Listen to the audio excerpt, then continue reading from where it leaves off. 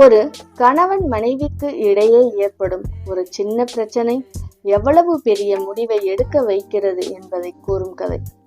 ஒரு 5 மாத கர்ப்பிணி பெண் நீண்ட தொலைவில் இருந்து 2 குடம் தண்ணீரை எடுத்து வந்து வீட்டின் கதவை லேசாக திறந்து முன்னாடியே 2 குடத்தையும் வைத்துவிட்டு அடுத்த 2 குடம் தண்ணீரை கொண்டு வர சென்று விட்டாள்.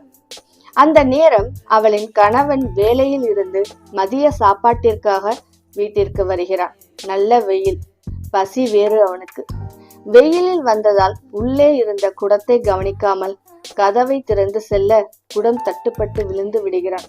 2 குடம் தண்ணீரும் கொட்டி விடுகிறது. அவனுக்கு மனைவி மீது கடுமையான கோபம் வந்து விடுகிறது.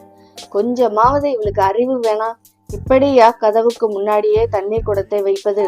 வரட்டும், பேசிக்கிறேன் என்று சொல்லிக் கொண்டிருக்கும் போதே இன்னும் 2 குடத்தோடு மெதுவாக வருகிறாள் மனைவி. தூக்கி வந்த குடத்தை கூட இறக்க விடாமல் அவளை திட்டுகிறான். உன்னையெல்லாம் உங்க வீட்டுல எப்படிதான் பெத்து வளர்த்தாங்களோ, உனக்கெல்லாம் மூளையே இல்லையா என கண்டபடி திட்டுகிறான். இதை கேட்ட அவளுக்கு கோபம் தலைக்கேறுகிறது. நான் எவ்வளவு கஷ்டப்பட்டு வாந்தி மயக்கத்தோட எவ்வளவு தூரத்திலிருந்து இந்த தண்ணிய கொண்டு வரேன் தெரியுமா? கண்ணை எங்க வச்சுட்டு போனீங்க என்று அவள் கேட்க, இப்படியே ஒருவருக்கொருவர் பேசி வார்த்தை பெரிதாகி அவன் அவளை அறைந்து விடுகிறான். உடனே அவள், இனி ஒரு நிமிஷம் கூட உன் கூட நான் வாழ மாட்டேன் என்று சொல்லிவிட்டு வாயும் வயிறுமாக அவளின் அம்மா வீட்டுக்கு சென்று விடுகிறாள்.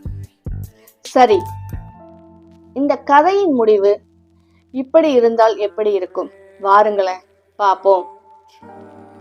அவன் குடம் தடுக்கி விழுந்து தண்ணீரை கொட்டி விட்டான். உடனே அவனுக்கு தோன்றியது, அடடா, இப்படி கவனிக்காமல் 2 குடம் தண்ணீரையும் கொட்டி விட்டோமே. ச்சே, பாவம் அவள். வயிற்றில் குழந்தையோடு தண்ணீர் எவ்வளவு தூரத்தில் இருந்து கொண்டு வருகிறாள். முதல் வேளையா அவள் வந்தவுடன் மன்னிப்பு கேட்டுவிட்டு நாமே போய் 2 குடம் தண்ணீர் எடுத்து கொடுக்க வேண்டும் என நினைத்து கொண்டிருக்கும் போது அவள் தண்ணீரோடு வருகிறாள். இவன் ஓடி போய் அந்த குடங்களை இறக்கியவாறு நடந்ததை சொல்லி, நான் கவனிக்காமல் குடத்தின் மேல் விழுந்து தண்ணீரை கொட்டி விட்டேன். பாவம் நீ, எவ்வளவு தூரத்தில் இருந்து இந்த தண்ணீரை கொண்டு வருகிறாய். என்னை மன்னித்து விடு, கொடு, நான் போய் தண்ணீரை கொண்டு வருகிறேன் என்கிறான். உடனே அவள் பதறுகிறாள். ஐயோ, விழுந்துட்டீங்களா? உங்களுக்கு ஒன்னும் ஆகலையே, என் தண்ணீர் போனா போகட்டும். நீங்க என்ன வேணும்னா கொட்டி விட்டீங்க? தெரியாம தானே.